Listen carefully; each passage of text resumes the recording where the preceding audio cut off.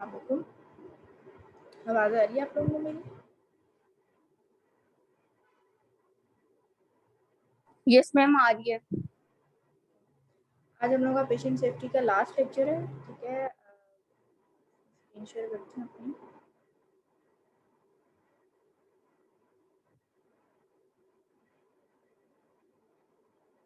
आज हम लोग का लास्ट एक्सक्यूज टॉपिक मी है मैम, ये। इसका वाइवा कब तक होगा? सॉरी, किसका वाइवा? कब तक होगा? बेटा पेशेंट सेफ्टी का वाइवा नहीं है, इसका सिर्फ आपका फाइनल एग्जाम होगा, ठीक है। जब आपकी एग्जाम्स की डेट शीट आएगी उसमें मेंशन होगा कि कब होना है। इसका वाइवा की कोई असेसमेंट नहीं होती सब्जेक्ट की, 1 क्रेडिट आवर का सब्जेक्ट है आपका। Okay ma'am, thank you.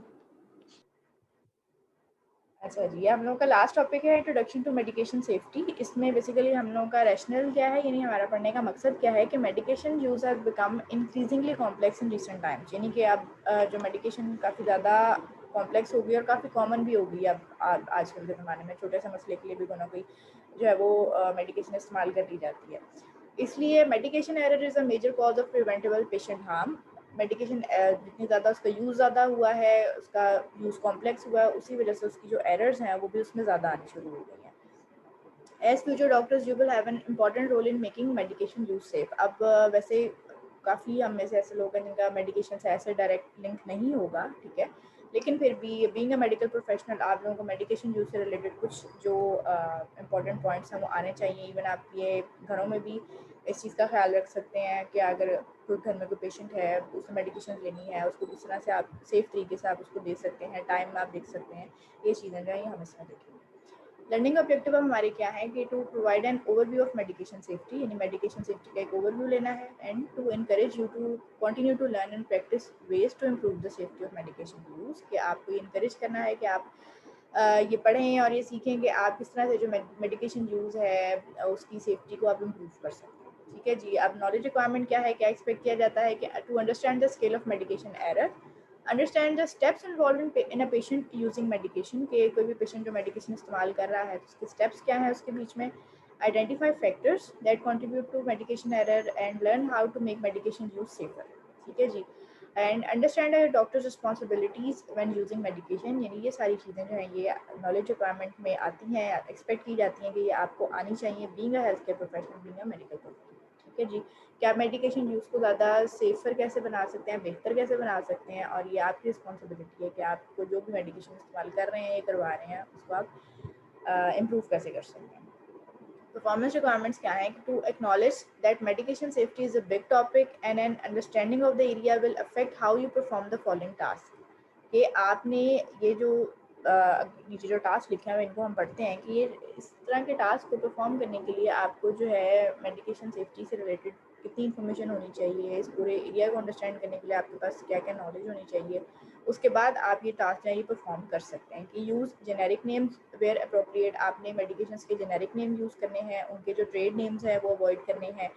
Taylor your prescribing for individual patients, individual patient के हिसाब से जो भी मेडिसिन प्रिस्क्राइब हो रही हैं उनको उनकी हिसाब से जो है पेशेंट की रिक्वायरमेंट के हिसाब से, पेशेंट की डिजीज़ कंडीशन के हिसाब से उनको टेलर किया जाए। ये नहीं है कि अगर एक ही मेडिकेशन है वो ही सारे पेशेंट्स को दी जा रही है, ना आपने पेशेंट के वेट का ख्याल रखा है जहाँ पे ज़रूरी है, ना पेशेंट की और कंडीशंस का ख्याल रखा है, ना इस चीज़ का ख्याल रखा है कि वो कोई और मेडिकेशन साथ इस्तेमाल कर रहा है तो इन दो जो ड्रग्स हैं इनका आपस में इंटरेक्शन हो सकता है। तो ये चीज़ें जो है ये आपने इसके हिसाब से देखनी है। Learn and practice thorough medication history taking, के मेडिकेशन हिस्ट्री टेकिंग जो है वो किस तरह से है। Know which medication are high risk and take precautions, कौन सी मेडिकेशन जो है वो हाई रिस्क पे होती हैं और उनके लिए प्रिकॉशंस कौन कौन सी ज़रूरी है। Know the medication you prescribe well, आप जो मेडिसिन प्रिस्क्राइब कर रहे हैं वो आपको उसके बारे में पता होना चाहिए, उसका इंटरेक्शंस क्या है, वो उसका मैकेनिज्म ऑफ एक्शन क्या है, वो किस तरह से काम कर रही है। यूज़ मेमोरी एड्स फार्माकोलॉजी को वैसे भी याद रखने के लिए मेमोरी एड्स कुछ ज़रूरी हैं, कुछ निमोनिक्स इस तरह के हैं, कुछ ऐसी कुछ पिक्टोरल चीज़ें इस तरह की हैं जो आपको फार्माकोलॉजी से रिलेटेड चीज़ों को याद रखने में हेल्प करती हैं। आप में से जो भी बच्चे फार्मा पढ़े होंगे उन्होंने एक्सपीरियंस भी किया होगा इस चीज़ को। इसके अलावा ये है कि remember the 5 hours when prescribing and administering, यानी जब आप जो भी मेडिकेशन है उसको प्रिस्क्राइब कर रहे हैं या आपने एडमिनिस्टर करनी है तो आपने 5 आवर्स को जो है वो अपने जहन में रखना है। 5 आवर्स क्या होते हैं इनको हम आगे चल के देखते हैं। कम्युनिकेट क्लियरली कम्युनिकेट करें and develop checking habits, patient के ऊपर अपना चेक रखें। कम्युनिकेशन से मुराद ये है कि आप पेशेंट को प्रॉपर्ली गाइड करें कि उसकी जो मेडिकेशन है उसने किस टाइम पे लेनी है, कब तक लेनी है, कब इस मेडिकेशन को छोड़ देना है, ठीक है। ये चीज़ें जो है आपने पेशेंट से कम्युनिकेट करनी है and encourage patients to be actively involved in the process, report and learn from medication error। कि अब आपने पेशेंट को जो है वो encourage करना है कि वो सारे प्रोसेस में आपका साथ दे। आप अगर उसको जो है मेडिकेशन लेने का कह रहे हैं तो पेशेंट कंप्लाइंस भी शो करें इससे रिलेटेड, और ये है कि आप जो मेडिकेशन एरर्स हो रही हैं आप उनको रिपोर्ट भी करें और उनसे कुछ सीखें भी। आपको छोटी सी डेफिनेशन है, ये याद करनी आप लोगों के लिए ज़रूरी है, आप लोगों को आनी चाहिए कि साइड इफेक्ट से क्या मुराद है, एडवर्स रिएक्शन क्या है, एरर क्या चीज़ होती है और एडवर्स इवेंट क्या होता है। ये इनमें से कुछ चीज़ें हम ऑलरेडी डिस्कस कर चुके हैं। साइड इफेक्ट क्या है कि unknown effect other than that primarily intended, यानी कि it is relating to the pharmacological properties of medication, यानी कि साइड इफेक्ट किसी डिजीज़ का वो होता है कि जो कि नॉन इफेक्ट होता है उस इफेक्ट के अलावा जो कि आपकी इंटेंशन नहीं होती, ठीक है ना। यानी आप अगर किसी एक डिजीज़ को ट्रीट करना चाह रहे हो तो इस डिजीज़ को तो ट्रीट कर रहा है, लेकिन साथ साथ वो कोई और प्रॉब्लम भी शायद थोड़ी बहुत क्रिएट कर रहा है, लेकिन वो नोन है, आपको पता है कोई और इफेक्ट भी वो कॉज करे, वो आपके पास किसी भी ड्रग का साइड इफेक्ट होता है, ठीक है जी। जैसे कि अब आपके पास अगर यहाँ पे एग्जांपल लिखी हुई है कि ओपिएट एनाल्जेसिया जो है दे ऑफन कॉज नोजिया, ठीक है। यानी नोजिया जो है वो ओपिएट्स कॉज करते हैं, ठीक है। तो ये एक तरह से उसका साइड इफेक्ट है। ओपिएट्स जो है वो वैसे पेन रिलीफ भी करते हैं, उनका जो एक पर्पज़ है वो और है, ठीक है, लेकिन साथ उनका साइड इफेक्ट ये हो सकता है। अब एडवर्स रिएक्शन क्या है कि unexpected harm arising from a justified action where the correct process was followed for the context in which the event occurred. यानी कि एडवर्स रिएक्शन अब आपके पास अनएक्सपेक्टेड हार्म होगा, ठीक है जी। यानी कि आप जैसे एग्जांपल में है कि unexpected allergic reaction in a patient taking a medication for the first time, यानी कि आपने ये एंटिसिपेट नहीं किया था, आपने एक्सपेक्ट नहीं किया था कि ये एलर्जिक रिएक्शन पेशेंट को हो सकता है, तो ये अब आपके पास एडवर्स रिएक्शन में आएगा, ये आपके पास साइड इफेक्ट्स में नहीं आएगा। तो इन दोनों का डिफरेंस इंपॉर्टेंट है। एरर क्या है, failure to carry out a planned action as intended और application of an incorrect plan. Error को हम पहले डिस्कस कर चुके हैं अपने पिछले लेक्चर्स में बड़ी डिटेल में। एडवर्स इवेंट क्या है कि an incident that results in harm to a patient, यानी कि एडवर्स इवेंट क्या होगा, किस तरह का कोई भी इंसिडेंट जो कि जिसके रिजल्ट में आपके पेशेंट को कोई ना कोई नुकसान हो रहा है, ठीक है जी। अब एडवर्स इवेंट में हम लोगों ने सबसे एक चीज़ पढ़ी थी कि एडवर्स इवेंट जो सबसे एक मेजर है वो यानी डेथ है, ठीक है, कि वो पेशेंट को आपकी किसी भी गलती की वजह से, एरर की वजह से जो है वो पेशेंट की डेथ हो सकती है, ठीक है जी। एडवर्स ड्रग इवेंट क्या होगा कि it may be preventable and it may not be preventable, ठीक है जी। अगर जो एरर की वजह से हैं वो तो प्रिवेंटेबल हो सकते हैं, ठीक है, एरर को आप रिड्यूस कर सकते हो, कवर कर सकते हो। जहाँ पे बात आती है कि वो प्रिवेंटेबल नहीं है, यानी वो कि आपके पास अब आ रहे हैं किसी भी एडवर्स ड्रग रिएक्शन की वजह से, एडवर्स इवेंट की वजह से, वो अब आपके पास प्रिवेंटेबल हो सकता है कि ना हो। मेडिकेशन एरर में result in an adverse event if a patient is harmed. Adverse event तब होगा जब पेशेंट को नुकसान होगा if a patient is harmed.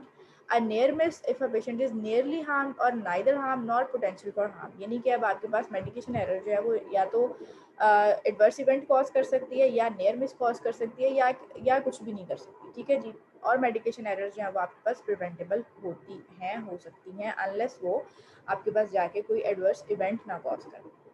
अच्छा जी, अब मेडिकेशन यूजेज में आपकी जो स्टेप्स हैं वो क्या है, तीन इंपॉर्टेंट स्टेप्स हैं। एक तो प्रिस्क्राइबिंग है, मेडिसिन प्रिस्क्राइब कैसे करनी है, दूसरे नंबर पे एडमिनिस्ट्रिंग है, एडमिनिस्टर कैसे करनी है, और थर्ड पे आपकी मॉनिटरिंग है।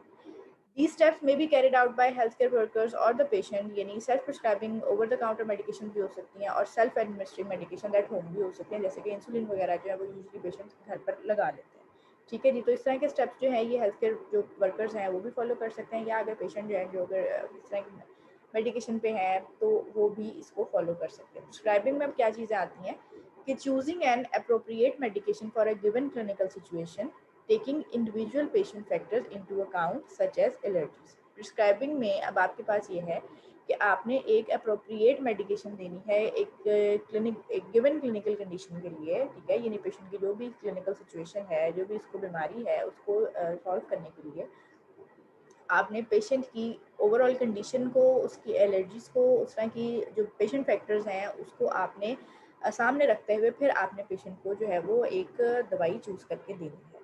Selecting the administration route, dose, time and arrangement, यानी अब इसमें क्या है कि आपने पेशेंट के लिए जो है वो उसके जो एडमिनिस्ट्रेशन का जो भी तरीकाकार है कि आपने किस रूट के थ्रू देनी है, इंट्रावीनस देनी है, बाय ओरल माउथ आपने उसके ओरल उस वे से देनी है, आपने उसको जो है वो इंट्रामस्कुलर देनी है, उसको टाइम कौन सा देना है, ये सारी चीज़ें जो है कब तक उसने लेनी है, ये सारी चीज़ें उसमें आएंगी। Communicating details of the plan with the whoever will administer the medication, यानी कि अब इसमें एक ही चीज़ भी आती है कि आपने जो भी सारा आपका प्रिस्क्राइबिंग का प्लान है वो आपने उसके साथ शेयर करना है जो कि पेशेंट को मेडिसिन जो है वो एडमिनिस्टर कर रहा है। ठीक है जी, आप रिटन ट्रांसक्राइब कर सकते हैं, वर्बल भी हो सकती है, पेशेंट को आपने कम्युनिकेट करना है और इसकी डॉक्यूमेंटेशन भी आपके पास होनी चाहिए, नहीं रिटन वर्क होना चाहिए।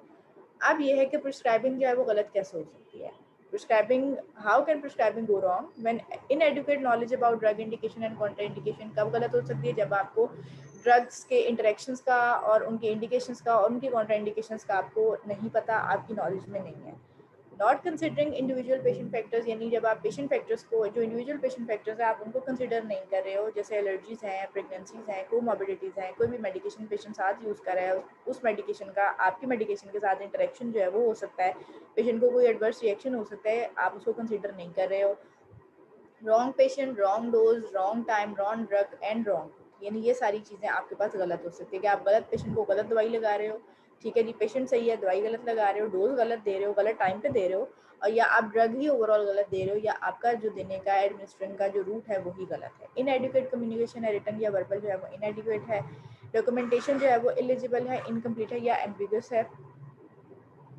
इसके अलावा ये है कि मैथमेटिकल एरर जब भी कोई हो रही है, जब भी आप पेशेंट की डोज कैलकुलेट कर रहे हैं, उसके बीच में उस टाइम पे आपके पास कोई मैथमेटिकल एरर हो रही है वो इसमें आती है। इनकरेक्ट डाटा एंट्री है व्हेन यूजिंग कंप्यूटराइज्ड प्रिस्क्राइबिंग, यानी कि आप अगर डुप्लीकेशन हो रही है, ओमिशन हो रही है, कोई आपने प्रिस्क्राइब करनी थी उसमें आप डाटा प्रॉपर्ली एंटर नहीं कर पा रहे हो, अगर आप कंप्यूटराइज प्रिस्क्राइबिंग इस्तेमाल कर रहे हो या कंप्यूटर इस्तेमाल कर रहे हो, और गलत नंबर जो है वो आप एंटर कर रहे हो, ये चीज़ें हैं। अब इसमें जैसे एग्जांपल है कि look alike and sound alike medication, अब कुछ मेडिकेशन ऐसी हैं जो कि उनके नाम जो है वो तकरीबन सेम लगते हैं, हो सकता है कि वो देखने में भी उनके अपीयरेंस भी बिल्कुल सेम हो, यानी दवाई की जो शेप होती है, कैप्सूल टाइप है, कुछ भी है वो एक जैसी है। जैसे अब सेरिब्रेक्स है, सेरिब्रिक्स है और सिलेक्सा है, इनके नाम सुनने में कंफ्यूजिंग हो सकते हैं। अब इन सबका डिफरेंट पर्पज़, एक एंटी इन्फ्लेमेटरी है, एक एंटी कन्वल्सेंट है और एक एंटी डिप्रेसेंट है। ठीक है जी, तो ये चीज़ें जो है ये कोई भी एरर कॉज कर सकती हैं। अब एक चीज़ आपके पास एक रीज़न आता है कि एम्बिगुअस नॉमेनक्लेचर है, यानी कि नॉमेनक्लेचर इस तरह का है कि वो एम्बिगुअस है,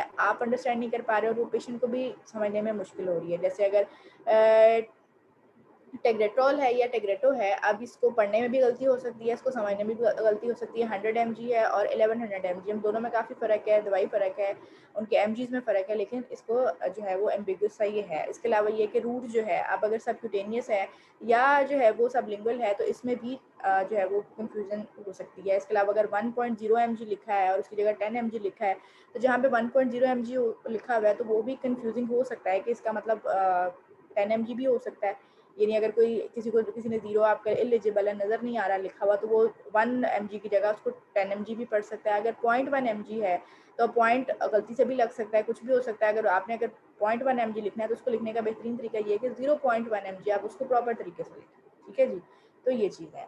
इसके अलावा यही है कि आप इस तरह की जो गलतियाँ हैं एम्बिगुअस नॉमेनक्लेचर, इसको अवॉइड कैसे कर सकते हैं कि ट्रेलिंग जीरोस, यानी आप उनको अवॉइड करें। जैसे वही बात है कि 1.0 आप ना लिखें, आपने अगर 1 लिखना है तो आप उसको 1 ही लिखें, 1.0 ना लिखें। ट्रेलिंग जीरोस को आप जो है वो अवॉइड करें। इसके अलावा जो लीडिंग जीरोस हैं, जैसे पॉइंट से पहले अगर आपने जीरो लगाना है तो वो आप इस्तेमाल करें उसको प्रॉपरली जो है वो समझने के लिए। जैसे 0.1 ना लिखें, 0.1 जो है वो आप लिखें ताकि उसे क्लियर हो कि 0.1 mg ही है। नो एक्सेप्टेड लोकल टर्मिनोलॉजी, यानी जो लोकल टर्मिनोलॉजी है वो भी आपको आनी चाहिए ताकि पेशेंट को भी समझने में आसानी हो। इसके अलावा ये है कि आप नीटली लिखें अगर आप खुद कर रहे हैं। इसके अलावा ये है कि अगर आप कंप्यूटराइज सिस्टम इस्तेमाल कर रहे हैं तो प्रिंट कर लें जहाँ पे भी मेडिसिन प्रिस्क्राइब हो रही हैं वहाँ पे। एडमिनिस्ट्रेशन में अब क्या चीज़ें आती हैं कि obtaining the medication in a ready to use form may involve counting, calculating, mixing, labelling और प्रिपेयरिंग इन सम वेज, यानी कि अब आपके पास क्या है एडमिनिस्ट्रेशन में कि आप जो भी मेडिकेशन है उसको रेडी टू यूज़ फॉर्म में इस्तेमाल करें। इसमें यह है कि इसकी कैलकुलेशन, मिक्सिंग और लेबलिंग वगैरह जो है वो इसमें इन्वॉल्व होनी चाहिए। चेकिंग फॉर एलर्जीज़ के बारे में ख्याल रखें पेशेंट से related. Giving the right medication to the right patient in the right dose via the right route at the right time, यानी अब ये 5 आवर्स हैं, यानी ये आप पता होने चाहिए एडमिनिस्ट्रेशन के लिए कि राइट मेडिकेशन राइट पेशेंट को राइट टाइम पे राइट डोज होनी चाहिए और जो है वो राइट रूट के थ्रू होनी चाहिए। डॉक्यूमेंटेशन होनी चाहिए। ड्रग एडमिनिस्ट्रेशन अब यहाँ पे कैसे गलत हो सकती है, रॉन्ग पेशेंट, रॉन्ग रूट है, रॉन्ग टाइम है, रॉन्ग डोज है, रॉन्ग ड्रग है, या कोई भी एमिशन या फेलियर टू एडमिनिस्टर के आप पेशेंट को एडमिनिस्टर नहीं कर पा रहे हो। ठीक है जी, 5 आवर्स यही है, right drug, right route, right time, right dose और राइट पेशेंट, ये आपको आनी चाहिए। मॉनिटरिंग में अब क्या चीज़ें आती हैं, अब हम लोगों ने 3 स्टेप्स पढ़े थे, उसमें से हमने प्रिस्क्राइबिंग और एडमिनिस्ट्रिंग देख ली है। अब हम इसमें जो है वो मॉनिटरिंग देखते हैं।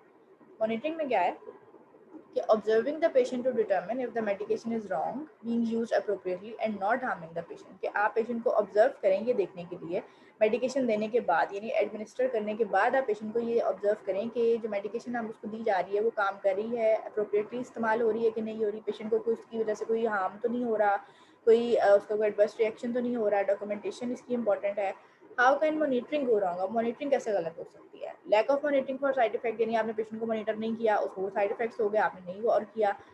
Drug not ceased if not working और कोर्स कंप्लीट, के ड्रग जो है वो वहाँ पर तब रोकी नहीं गई जब वो अपना काम नहीं कर रही थी, या कि अगर उस ड्रग का कोर्स कंप्लीट हो गया उस टाइम पे ड्रग रोकी नहीं गई, तो मॉनिटरिंग आपकी गलत हो सकती है। Drug ceased before course completed, drug जो है वो कोर्स कंप्लीट होने से पहले ही जो है वो रोक दी गई, एंटीबायोटिक्स के बारे में जिस तरह के है। इसके अलावा ये है कि ड्रग लेवल्स नॉट मैयर्ड और नॉट फॉलोड अप ऑन, यानी कि जो ड्रग लेवल्स हैं उनको मैयर नहीं किया गया। पेशेंट एक ड्रग जो लेता जा रहा है उसको ना रोकने के बारे में कम्युनिकेट किया गया है, तो उसके जो लेवल्स हैं वो हाई हो सकते हैं। कम्युनिकेशन फेलियर है, वही बात है कि ये सारी चीज़ें कब आपसे गलत होनी, जब आपका कम्युनिकेशन नहीं हो रहा पेशेंट के साथ। Do you know which drugs need blood test to monitor level, कि आपको ये चीज़ें पता है कि कौन सी ड्रग्स जो हैं वो उनके लिए ब्लड टेस्ट ज़रूरी है उनके लेवल्स को मॉनिटर करने के लिए। Which patients are most at risk for medication error, अब आपके पास कौन से ऐसे पेशेंट्स हैं जो कि रिस्क पे हैं मेडिकेशन एरर के। ठीक है जी, अब उस तरह के पेशेंट जो कि मल्टीपल मेडिकेशंस पे हैं वो उनमें मेडिकेशन एरर के चांसेस ज़्यादा होते हैं, जो एक से ज़्यादा दवाइयाँ खा रहे हैं, एक से ज़्यादा मसलों के लिए खा रहे हैं। पेशेंट्स विद अनदर कंडीशन, यानी रीनल इम्पेयरमेंट या प्रेगनेंसी का, यानी पेशेंट की कोई ना कोई और कंडीशन भी उसके साथ चल रही है। Patients who can not communicate well, ऐसा पेशेंट जो बता नहीं सकता है, कम्युनिकेट नहीं कर पा रहा है। Patients who have more than one doctor, ऐसे पेशेंट जिसका एक से ज़्यादा डॉक्टर है, वो एक जो अपना प्रॉब्लम है वो किसी और से ट्रीट करवा रहा है और एक प्रॉब्लम किसी और से ट्रीट करवा रहा है, और उन दोनों डॉक्टर्स को नहीं पता कि दूसरे डॉक्टर ने कौन सी मेडिकेशन प्रिस्क्राइब की है। फिर एक ये है कि patients who do not take an active role in their own medication use, या ऐसे पेशेंट जो कि अपनी कंप्लाइंस शो नहीं करते और मेडिकेशन यूज़ में जो है वो अपना रोल प्ले नहीं करते। इसके अलावा चिल्ड्रन एंड बेबीज़, जो कि उनके लिए डोज कैलकुलेशन की रिक्वायरमेंट है, अगर डोज प्रॉपर्ली कैलकुलेटेड नहीं होगी बच्चों के लिए स्पेशली और इन्फेंट्स के लिए, तो वहाँ पे भी आपके पास मेडिकेशन एरर्स हो सकते हैं। In what situations are staff most likely to contribute to a medication error, किन सिचुएशन में जो है वो मेडिकेशन एरर मोस्ट लाइकली है। इनएक्सपीरियंस के, यानी अब आपके पास जो स्टाफ है वो इनएक्सपीरियंस्ड है, रशिंग में है, कोई काम जल्दी जल्दी करना चाह रहा है, doing two things at once, यानी एक ही टाइम पे दो दो काम कर रहे हैं, दो से ज़्यादा काम कर रहे हैं, मल्टीटास्किंग हो रही है। इंटरप्शंस आ रही हैं, पेशेंट को ट्रीट करना था, बीच में कोई और प्रॉब्लम आ गई है, ध्यान उस तरफ लग गया है, उस टाइम पे गलती हो सकती है। फटीग है, बोर्डम है, being an automatic pilot leading to failure to check and double check, ये सारी चीज़ें हम लास्ट लेक्चर में डिस्कस कर चुके हैं कि किस तरह से फटीग वगैरह भी जो है वो आपकी जजमेंट को अफेक्ट करती है। इसके अलावा lack of checking and double checking habits हैं, आप चेक नहीं कर रहे हो, इवन डबल चेक भी नहीं कर रहे हो कि आपने जो भी मेडिकेशन इंसर्ट करनी थी, इंजेक्ट करनी थी, वो ठीक है कि नहीं है।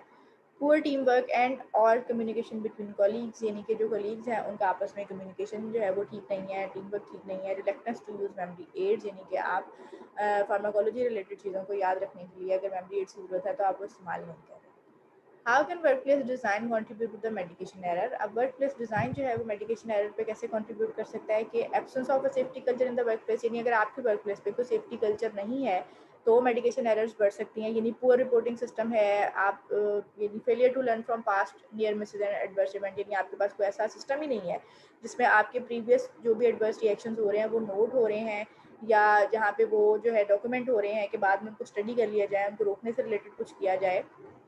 तो ये चीज़ें अगर आपके सिस्टम में नहीं हो रही। इसके अलावा absence of memory aids for staff, यानी स्टाफ के लिए जो मेमोरी एड्स हैं वो नहीं है। इनएडुकेट स्टाफ नंबर हैं, स्टाफ नंबर जो है वो इनएडुकेट है, लोग कम है, काम ज़्यादा है, वर्कलोड ज़्यादा है। How can medication presentation contribute to medication error, अब जो मेडिकेशन की प्रेजेंटेशन है वो कैसे मेडिकेशन एरर कर सकती है, यानी look like sound like medication है, ये हम लोग डिस्कस कर चुके हैं। एम्बिगुअस लेबलिंग है जी। इसके अलावा ये है कि अब परफॉर्मेंस रिक्वायरमेंट क्या है कि what you can do to make medication use safer, अब आप क्या कर सकते हैं मेडिकेशन यूज़ को सेव करने के लिए। उसमें अब आपके पास एक चीज़ आती है कि यूज़ जेनेरिक नेम्स, आप उनके जेनेरिक नेम इस्तेमाल करें, आप उनके जो है वो जो ट्रेड नेम्स हैं वो इस्तेमाल करने से ज़रा अवॉइड करें। इसके अलावा ये है कि tailor prescribing for each patients, वही बात है जो हम सबसे पहले डिस्कस कर चुके हैं कि हर पेशेंट के हिसाब से जो है वो मेडिकेशन को आप टेलर करें उसकी नीड के according. Learn and practice through thorough medication history taking, आप में थॉरो मेडिकेशन हिस्ट्री टेकिंग आनी चाहिए। Know the high risk medication and take precautions, medication की प्रिस्क्राइबल आपको पता होना चाहिए। मेमोरी एड इस्तेमाल करें। चेकिंग एंड डबल चेकिंग वाली हैबिट्स होनी चाहिए। कम्युनिकेशन ठीक होनी चाहिए और जो रिपोर्टिंग प्रॉपर होनी चाहिए, और ये ताकि आप उससे जो है वो लर्न कर सकें आप उस रैंक के एरर्स को कैसे अवॉइड कर सकते हैं। Use generic names rather than the trade names, आप जेनेरिक नेम इस्तेमाल करें, उनके ट्रेड नेम्स ना इस्तेमाल करें। अच्छा जी, tailor your prescribing for each individual patient, tailor आपने कैसे करना है कि आपने पेशेंट की एलर्जीज को, उसकी कोमॉर्बिडिटीज़ को, उसकी अगर फीमेल पेशेंट है, प्रेग्नेंट है या ब्रेस्ट फीडिंग पे है, आपने उसको जो है वो कंसीडर करना है, उसके अकॉर्डिंग मेडिकेशन प्रिस्क्राइब करनी है, और पेशेंट की साइज़ यानी पेशेंट के वेट के अकॉर्डिंग जो है वो आपने मेडिकेशन जो है वो प्रिस्क्राइब करनी है। अच्छा जी, अब ये है कि आपको जहाँ पे जो वो पॉइंट था कि learn and practice thorough medication history taking, उसमें क्या चीज़ें आती हैं कि उसमें आपको ड्रग का नेम पता होगा, डोज, उसकी रूट, उसकी frequency, duration of every drug. आपने जो भी पेशेंट से इंक्वायर करना है कि जो रिसेंटली सीज मेडिकेशन है, पेशेंट ने अभी कौन सी मेडिकेशन जो है वो ख़त्म की है, रोकी है। Over the counter medication patient कौन सी ले रहा है, कोई भी डाइटरी सप्लीमेंट्स ले रहा है, उनकी यानी हिस्ट्री आपको पता होनी चाहिए। कोई भी अल्टरनेटिव मेडिकेशन इस्तेमाल करा है, यानी अगर एलोपैथी छोड़ के वो होम्योपैथी इस्तेमाल करा है या कोई हकीमी दवाई इस्तेमाल करा है, तो इन चीज़ों का आपको पता होना चाहिए। ये हिस्ट्री टेकिंग में आता है मेडिकेशन से रिलेटेड। फिर ये है कि make sure what patient actually takes matches your list, यानी कि अब आपने ये देखना है कि पेशेंट जो है वो किस तरह से be particularly careful across transition of care. आपने ये देखना है कि पेशेंट की जो ट्रांजिशन हो रही हैं केयर की, उसमें आपने केयरफुल रहना है। Practise medication reconciliation at admission to and discharge from hospital. अब ये जो मेडिकेशन रिकंसाइलेशन है, इसमें इस चीज़ को आपने देखना है पेशेंट की पेशेंट की जब हॉस्पिटल में जब वो एडमिट हुआ है उस टाइम पर, जब वो डिस्चार्ज हो रहा है उस टाइम पे जो है वो मेडिकेशन से रिलेटेड उसकी जो भी प्रॉब्लम्स हैं उसको किस तरह से सॉल्व किया जा सकता है, सारा उसका पर्पस क्या है। Look up any medication you are unfamiliar with, अगर कोई ऐसी मेडिकेशन है जिससे आप वाकिफ़ नहीं है, जिसका आपने पढ़ा नहीं, उसके बारे में आपको याद नहीं है, तो उसके बारे में आप पढ़ें, उसके बारे में नॉलेज रखें। Consider drug interaction, medication that can be ceased and medication that may be causing side effects, और मेडिकेशन के बारे में आपको इन्फॉर्मेशन होनी चाहिए। एंड ऑलवेज इंक्लूड एलर्जी की हिस्ट्री, यानी जो पेशेंट की एलर्जीज की हिस्ट्री है उसके बारे में पता होना चाहिए। Know which medication are high risk and take precautions, आपको पता होना चाहिए कि कौन सी मेडिकेशन है वो हाई रिस्क पे हैं और उनके लिए प्रिकॉशन लेनी ज़रूरी है। जैसे कि अब इसमें आपके पास ओरल एंटीकोगुलेंट्स हैं, इंसुलिन है, कीमोथेरेप्यूटिक एजेंट्स हैं, न्यूरोमस्कुलर ब्लॉकिंग एजेंट्स हैं, आईवी पोटेशियम है, इमरजेंसी मेडिकेशंस हैं। इनका क्या प्रॉब्लम है कि ये अब आपके पास हाई रिस्क पे क्यों होते हैं, क्योंकि इनके जो थेरेप्यूटिक विंडो है वो काफ़ी नैरो होती है, इन्होंने एक पर्टिकुलर डिजीज़ को ही ट्रीट करना है। और लेकिन इनका प्रॉब्लम क्या है कि इनका डिफरेंट मेडिकेशंस के साथ जो है वो मल्टीपल इंटरेक्शन हो सकते हैं।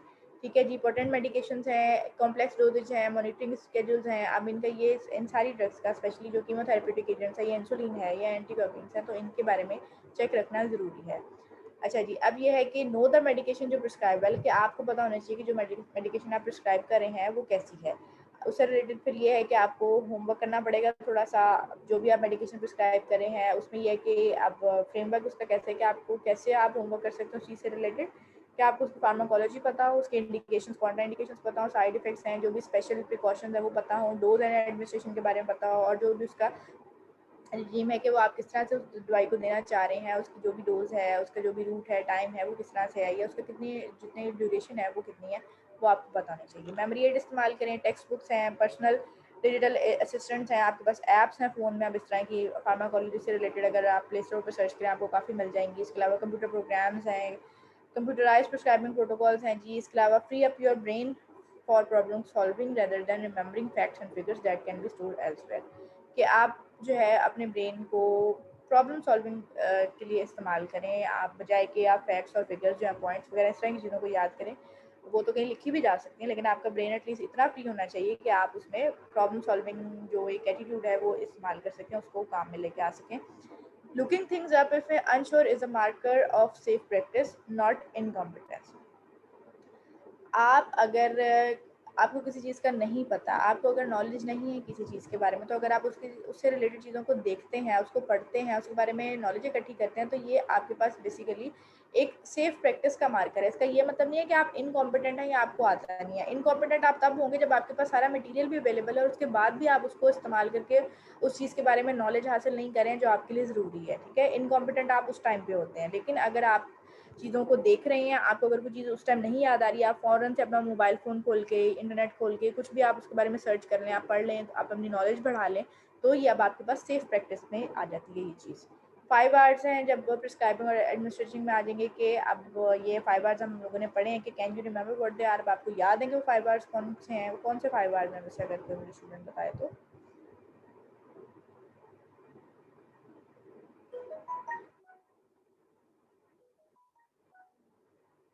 Right drug, right dose, right route है, राइट टाइम है और राइट पेशेंट है। अगर नहीं सुन रहे लेक्चर तो एटलीस्ट इसको बाद में ज़रूर सुन लीजिएगा। इसके अलावा ये है कि state the obvious, close the loop, communication आपकी जो है वो प्रॉपर होनी चाहिए। इसके अलावा ये है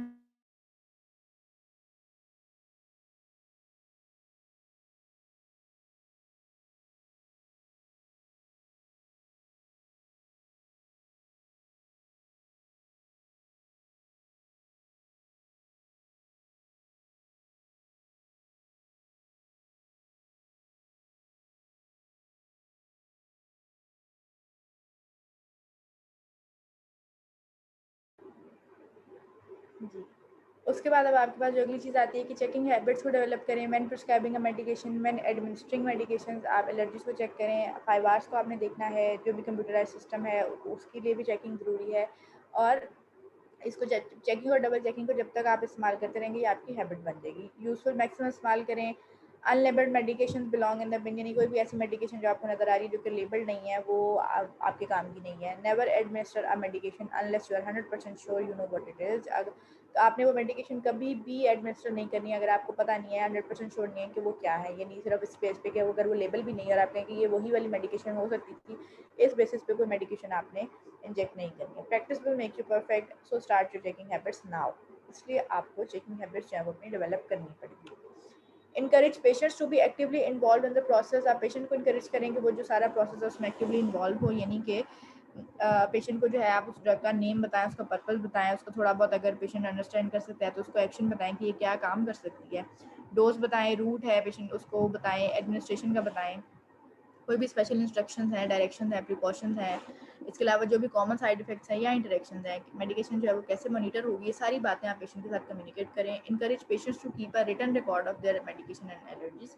पेशेंट को इनकरेज करें कि वो एक रिटन रिकॉर्ड रखे अपनी सारी मेडिकेशंस का जो वो इस्तेमाल करता रहा है, और उनसे रिलेटेड अगर उसको कोई एलर्जी हुई है तो उसको वो जो है उसका रिकॉर्ड रखें। Encourage patients to present this information whenever they consult a doctor. Patient को ये इनकरेज करें कि वो इस इन्फॉर्मेशन को हमेशा प्रेजेंट करें जब भी वो किसी और डॉक्टर के पास जा रहा है तब भी। Report and learn from medication error. Safe practice skills for medical students to develop and practice. Whenever learning and practice skills that involve medication use, consider the potential hazards to the patient and what you can do to enhance patient safety. अब ये है कि अब आपको medication use के बारे में पता होना चाहिए, उसके जो भी पोटेंशियल हैजर्ड्स हैं जो पेशेंट को हो सकते हैं उनके बारे में पता होना चाहिए, और आप उसको किस तरह से ठीक कर सकते हैं, पेशेंट सेफ्टी को एनहांस कैसे कर सकते हैं, ये चीज़ें सेफ प्रैक्टिस में आती हैं। Knowledge of medication safety will impact the way you. अब आपके पास जो मेडिकेशन सेफ्टी है उसकी नॉलेज जो है वो कैसे अब इम्पैक्ट करेगी आपको, कि आपकी प्रिस्क्राइबिंग इंप्रूव होगी, जो भी डॉक्यूमेंटेशन है वो, और एडमिनिस्ट्रेशन का जो काम है वो आपका बेहतर होना चाहिए, मेमोरी एड्स होनी चाहिए, पेशेंट की और कॉलीग्स के साथ कम्युनिकेशन बेहतर होना चाहिए, और जो मेडिकेशन और नियर मिसेज हैं उनसे रिलेटेड जो भी इस तरह की एरर्स हो चुके हैं उनसे आपने सीखना है। समरी क्या है जी इसकी, medications can greatly improve health when used widely and correctly. Medication जो है वो हेल्थ को बहुत अच्छे से इंप्रूव कर सकते हैं जब आप उनको वाइजली एंड करेक्टली इस्तेमाल करते हैं। Yet, medication error is common and is causing preventable human suffering and financial cost. Medication error फिर भी common है, और ये अब आपके पास जो है वो preventable human suffering and financial cost cause कर सकती है। Remember that using medications to help patient is not a free risk activity. Know your responsibilities and work hard to make medication use safe for your patient. And अब इसमें चीज़ें हमारे पास चीज़ें कुछ ये आती हैं कि कुछ डिस्कशन पर्पजेस के लिए हैं कि are you aware of an incident in which patient was harm by medication. आपने इस चीज़ को देखना है कि आपके पास कोई ऐसा इंसिडेंट है या आपको याद होगी जिसमें पेशेंट को जो है मेडिकेशन की वजह से नुकसान हुआ है, तो आपको डिस्क्राइब करना आना चाहिए क्या हुआ था। वो तो situation result of side effects, adverse reaction और मेडिकल एरर, यानी कि आपके पास जो सिचुएशन है वो साइड इफेक्ट था या कोई एडवर्स इवेंट था या फिर ये कोई मेडिकेशन एरर थी। ठीक है जी। एग्जाम्पल केस हमारे पास है, क्या patient is commenced an oral anticoagulant in hospital for treatment of a deep venous thrombosis following an ankle fracture, यानी पेशेंट का एंकल फ्रैक्चर हुआ, उसके बाद जो है पेशेंट का डीवीटी डेवलप हो गया, उसको ट्रीट करने के लिए पेशेंट को ओरल एंटीकोगुलेंट्स दी गई। The intended treatment courses 3 to 6 months, though neither the patient nor community doctor are aware of the planned duration of treatment. जो इंटेंडेड ट्रीटमेंट था, यानी जो पेशेंट को दवाई देनी चाहिए थी वो 3 से 6 महीने के लिए देनी चाहिए थी, लेकिन क्या था कि पेशेंट को भी आइडिया नहीं था और जो डॉक्टर था उसको भी वो भी अवेयर नहीं था कि जो प्लान्ड जो ड्यूरेशन होनी चाहिए वो कितनी होनी चाहिए treatment. Patient continuous medication for several years, यानी पेशेंट जो है फिर जब कम्युनिकेट ही नहीं हुआ तो पेशेंट इस दवाई को जो है वो काफ़ी सालों तक इस्तेमाल करता रहा, being unnecessarily exposed to the increased risk of bleeding associated with this medication। अब क्या था कि पेशेंट दवाई कई सालों तक इस्तेमाल करता रहा, एंटीकोगुलेंट थी तो ब्लीडिंग रिस्क बहुत ज़्यादा थे, और लेकिन पेशेंट को नहीं आइडिया था तो इस दवाई को इस्तेमाल करता जाता गया। The patient is prescribed a course of antibiotic for a dental infection. अब क्या हुआ कि पेशेंट को जो है वो एंटीबायोटिक प्रिस्क्राइब की गई डेंटल इन्फेक्शन के लिए। 9 days later, 9 दिन बाद जो है क्या हुआ कि patient becomes unwell with back pain, hypotension, result of spontaneous retroperitoneal haemorrhage और requiring hospitalisation and blood transfusion. अब क्या हुआ, जब पेशेंट ने एंटीबायोटिक ली तो कुछ दिन बाद क्या हुआ कि पेशेंट को और तरह के साइड इफेक्ट्स आने शुरू हो गए, उसमें बैक उसको जो है वो रेट्रोपेरिटोनियल हेमरेज हो गया। ठीक है जी। हेमरेज हुआ, उसकी वजह से ब्लीडिंग हो गई, ब्लीडिंग में क्या हुआ कि उसकी वजह से पेशेंट हाइपोटेंसिव भी हो गया और बैक पेन भी पेशेंट को स्टार्ट हो गई। अब उसकी वजह से पेशेंट को फॉरन हॉस्पिटलाइज भी करना पड़ा, उसको ब्लड ट्रांसफ्यूजन भी देनी पड़ी। जो INR है, इंटरनलाइज्ड नॉर्मलाइज्ड रेशियो जो है वो क्या थी, रीडिंग इज ग्रॉसली एलिवेटेड। जो INR रेशियो है वो बहुत ज़्यादा इंक्रीज की हुई थी, ब्लीडिंग टेंडेंसी जो है वो उसको शो करती है। Anticoagulant effect has been potentiated by the antibiotics. अब क्या था कि जो एंटीकोगुलेंट इफेक्ट था वो एंटीबायोटिक्स ने पोटेंशिएट कर दिया था। अब जो सारे सिनेरियो में जो कंट्रीब्यूटिंग फैक्टर्स हैं मेडिकेशन एरर जो सारे केस में हुआ वो किस वजह से हुआ कि सबसे पहली जो चीज़ थी वो लैक ऑफ कम्युनिकेशन थी, enhance continuity of care between the hospital and the community, यानी कि पेशेंट और डॉक्टर के बीच में जो है वो कम्युनिटी जो है कम्युनिकेशन नहीं हो पाया। Patient not informed of the plan to cease medication, patient को नहीं पता था कि उस दवाई को रोकना कब है। The interaction between antibiotics and anticoagulant was not anticipated by the doctor who prescribe the antibiotic even though this is a known phenomena. हालांकि काफ़ी कॉमन चीज़ है कि एंटीबायोटिक्स और एंटीकोगुलेंट्स इकट्ठी नहीं दी जाती, लेकिन क्या हुआ कि जिस डॉक्टर ने प्रिस्क्राइब नहीं एंटीबायोटिक प्रिस्क्राइब की थी उसने इस चीज़ को नहीं नोटिस किया कि पेशेंट जो है वो ऑलरेडी एंटीकोगुलेंट्स ले रहा है। Lack of monitoring है जी, blood test would have detected the exaggerated anticoagulation effect in time to correct the problem। अब ये था कि मॉनिटर नहीं किया गया, अगर ब्लड टेस्ट पहले करवा लिए जाते तो इस सारी चीज़ को जो है वो रोका जा सकता था। अब इस ये how could this error have been prevented, effective communication होनी चाहिए थी, डिस्चार्ज लेटर होना चाहिए था हॉस्पिटल से, यानी होना चाहिए था कि पेशेंट की मेडिकेशन हमारी तरफ से रोक दी गई है, पेशेंट की इन्फॉर्मेशन प्रॉपर होनी चाहिए थी। Memory aids and alerting system होने चाहिए थे to help doctors notice potential adverse drug reaction. Doctor को भी जिसने एंटीबायोटिक प्रिस्क्राइब किया उसको भी जो है वो ये चीज़ याद रखनी चाहिए थी कि किसी और ड्रग अगर वो एंटीबायोटिक प्रिस्क्राइब कर रहा है तो एंटीकोगुलेंट्स के साथ उसका एडवर्स रिएक्शन हो सकता है, इंटरेक्शन किस तरह का हो सकता है। Being aware of common pitfalls in medication जो प्रिस्क्राइब, और जो भी मेडिकेशन के बीच में कॉमन पिटफॉल्स हैं आपको वो पता होने चाहिए। Monitoring medication effect when indicated, how could the patient help prevent this error.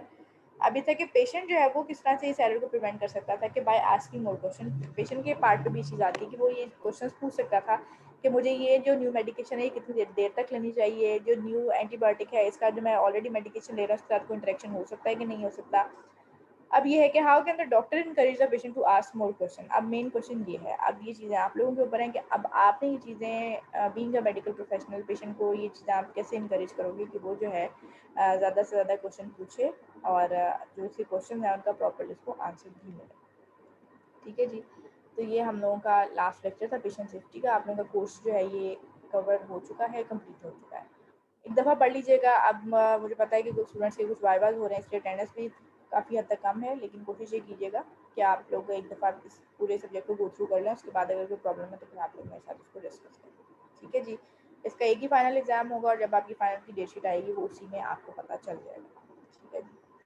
चलिए सही है। इससे रिलेटेड कोई क्वेश्चन हो तो आप लोग मुझे ईमेल कर लीजिएगा। ठीक है, लेक्चर में एंड कर रही हूँ।